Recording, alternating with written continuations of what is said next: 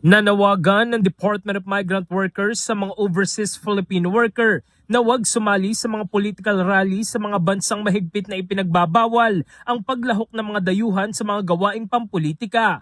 Ayon kay Migrant Workers Secretary Hans Leo Kakdak, nasa ibang bansa ang mga OFW upang magtrabaho at matulungan ang kanilang pamilya, hindi upang makisangkot sa politika ng kanilang host country.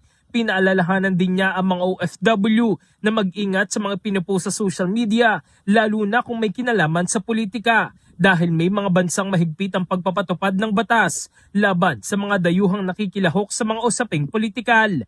Dagdag pa ni Kakdak, nananatiling saklaw ng batas ng Pilipinas sa mga OFW kahit nasa ibang bansa. Maaari rin silang managot kung lalabag sa mga batas ng Pilipinas, kabilang ang anti-cybercrime law.